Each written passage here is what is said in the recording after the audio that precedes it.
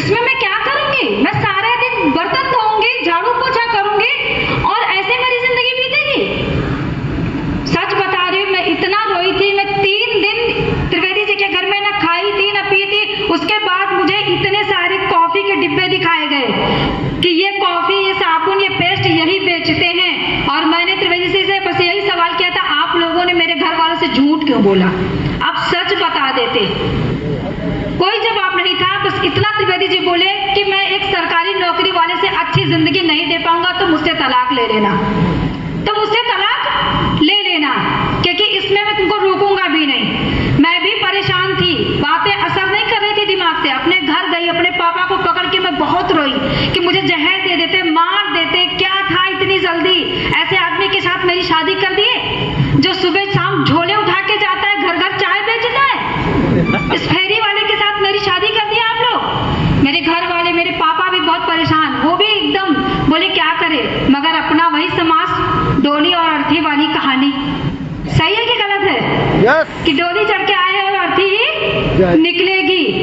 कुछ समझ में नहीं आता। 2 महीने तक मेरे दिमाग में कुछ चल ही नहीं रहा था। मैं एकदम शॉक्ड थी कि कैसे मैं अपना जीवन शुरू करूं, कहां से शुरू करूं, क्या करूं, क्या नहीं करूं। पढ़ाई लिखाई भी समझ में नहीं आई थी। उसके बाद तीसरे महीने त्रिवेदी जी ने मेरा टिकट कराया और बॉम्बे लेकर के चले गए। मुझे जाना पड़ा। घर वालों ने बोला नहीं, क्योंकि अपना भी एक समाज है, सबका एक अपना होता है। माँ बाप के भी घर में शादी के बाद लड़की का कोई काम नहीं होता है। मैं बॉम्बे गई।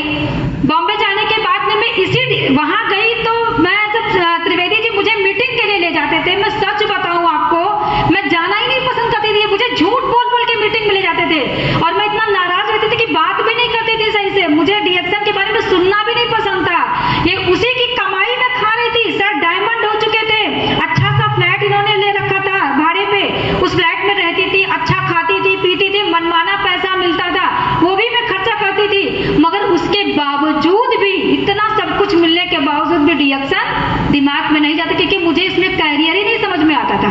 मुझे लगता था जब तक झोला उठाएंगे, बेचेंगे, तभी तक तो पैसा आ रहा है। कल कोई बीमार पड़ गए, कुछ हो गया, क्योंकि जिंदगी का कोई भरोसा नहीं है, कब क्या होगा, तो ये पैसा कहां से आएगा? मेरा भी कैरियर खत्म हो गया, कुछ नहीं कर सकती मैं, अब बॉम्बे आ गई। ये इनकी स्थिति ये है, तो मैं अपना जिंदगी कैसे आगे बढ़ाऊंगी, क्या करूंगी मैं? ऐसा यही मैं सोचती रहती थी। सर मुझे झूठ बोल के मीटिंग में ले जाते थे कि चलो मूवी दिखाने ले जा रहे हैं। जब भी कभी ले जाना होता था, मीटिंग बोलते चलो आज अच्छी मूवी आई है, मूवी दिखाने ले जाते हैं। और मूवी के बहाने मुझे मीटिंग हॉल में बैठाते थे। बॉम्बे में पहले डायमंड त्रिवेदी जी थे उस समय। ये बॉम्बे महाराष्ट्र में पहले डायमंड बने थे 1 साल के अंदर त्रिवेदी जी। और उस समय त्रिवेदी जी की 40,000 रुपए, 40,000 से प्लस ही इनकम आ रही थी महीने की। ये बोनस था त्रिवेदी जी का डायमंड होने पे। इतना अच्छा काम चल रहा था, मतलब रुपए देख के संतुष्टि थी कि ठीक है पैसा अच्छा आ रहा है, मगर भविष्य के बारे में चिंता लगी हुई थी कि भविष्य की मेरा क्या होगा। जब तक हाथ पैर चले तभी तक पैसा आ रहा है। और वो टाइम पे मैं धीरे धीरे मैं मीटिंग में जाती, अच्छा सम्मान मिलता, मुझे आगे बैठाया जाता। और जैसे लोग आते जाते मैं मीटिंग में 1 2 3 4 5 और गायब।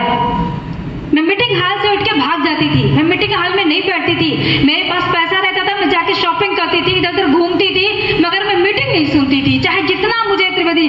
और जब मीटिंग